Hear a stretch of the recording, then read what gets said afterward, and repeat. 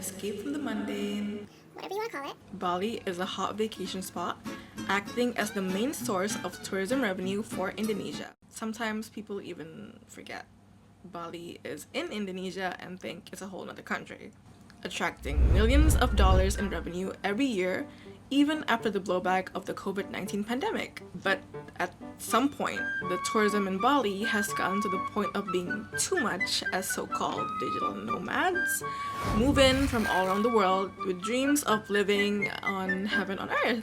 It's led to overpopulation in the island. Sure, it has scenic movie sets starring Julia Roberts. If it wasn't for you, I wouldn't have come back to Bali, and Child. Anyway, so What's the secret behind the romanticization and allure of the island? Why is its popularity so big that people from abroad start moving in to the point the island reached overpopulation levels? Well, there's a bit more than what's on the surface level, so let's dissect it. Overpopulation in Bali isn't new. But with remote work and new visa laws, it's now easier than ever for anyone to buy property in Bali if you can beat out all the other expats. Kind of funny how people from first world countries go into developing countries, they're immediately called expats, but when it's the other way around, we're called immigrants. Officials have confirmed that foreigners are permitted to own property in Bali while just on a tourist visa. So the misuse of pre-investment visas are getting investigated, hopefully. More than a handful of tourists have been found abusing the existing visa categories to stay on the island for an extended period of time, even if they haven't met the strict criteria required to apply for these visas, like Kitas, Kitab, the second home visa, and the new golden visa. These forms of documentation were made to help with boosting the local economy by attracting skilled labor from all around the world. This has instead led to foreigners exploiting it to their own benefit, leading the Balinese authorities to deport roughly 400 tourists just in 2024. Addition to overpopulation, the government has tightened pre-investment and investment visa grants. Cue Nilo Jelantik making rounds on these people. Fuck you! Okay now! Yeah, but I deal with her. Aside from that, there was an influx of Russians and Ukrainians going to Bali primarily in 2022 and early 2023 due to the Russian invasion of Ukraine, with an approximate of 80 to 500,000 arrivals just during that timeline. But a lot of other reasons come into play in this situation, but it's kind of vague. What's the bigger problem? Well, here's a simple example. Remember Eat, Pray, Love? Julia Roberts mentioned. The family compound featured in the 2010 movie was shocked to hear chainsaws coming from the forest behind their Ubud-located home. Dirt in the compound's water and snakes. Cities of the future. Why has no one asked permission when our village has been broken like this? The compound's guest housekeeper told ABC News. The so-called hidden city will replace the forest behind the iconic compound and is one of the biggest construction projects in Ubud history. And it will be run by Russian business. Loophole, they offer a solution. Decades-long leases on villas, apartments, and townhouses for tourists and expats. Simply put, this city of the future is not made for the locals. To locals, these idealistic and visionary solutions for remote work are more about taking from the Balinese community than more so making a community for the foreigners. Verbatim, we're happy because people are coming, but we're not happy when people attack us by being very rude on the street. And also, they don't respect our culture because they're like riding bikes naked.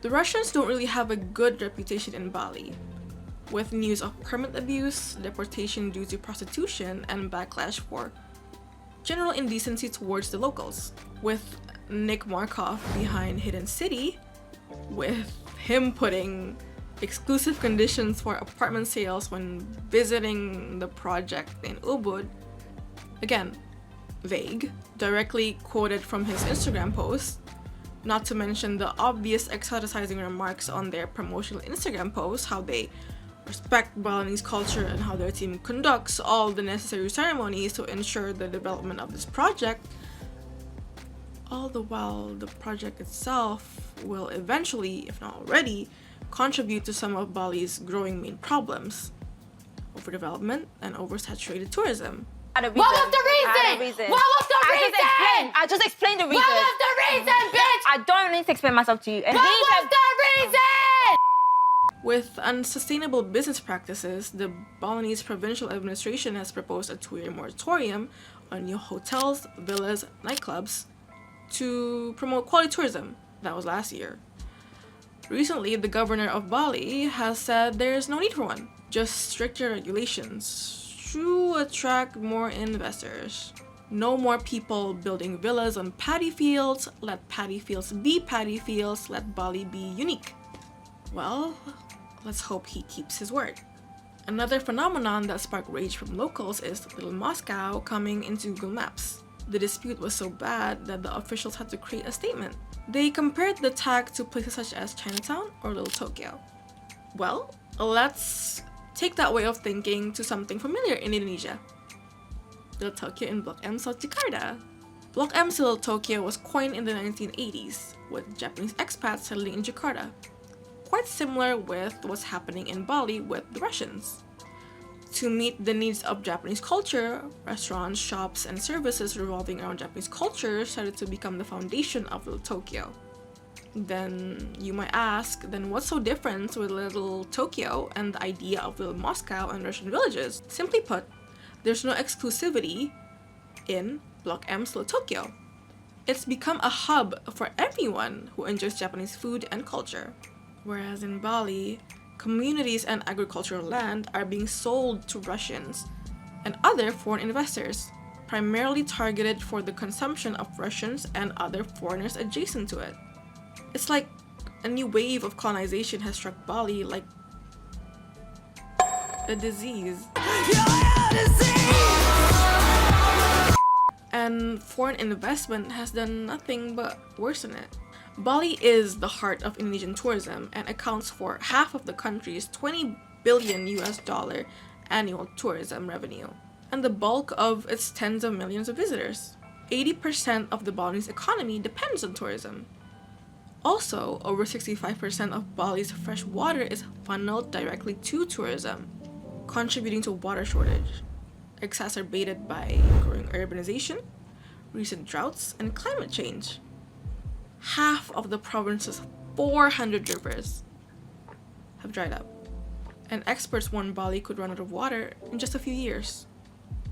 And local Balinese bear the biggest burden of the water crisis because it jeopardizes their food security and threatening their cultural sites and their traditional practices.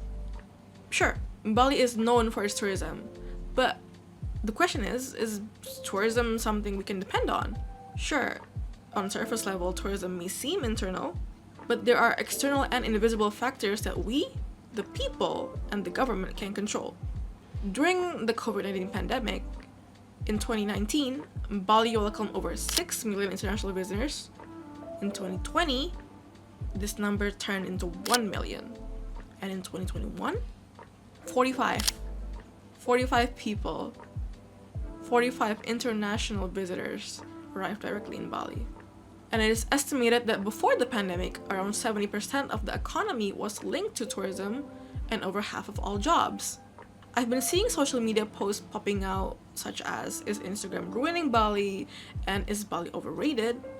And it does make you wonder, is this sustainable in the very long run? What kind of future do we want for Bali? Does this only affect Balinese people? Should we take action as Indonesians outside of Bali? Not even that. As foreigners who visit Bali, who live in Bali, or should we just live it be? Or should we take action?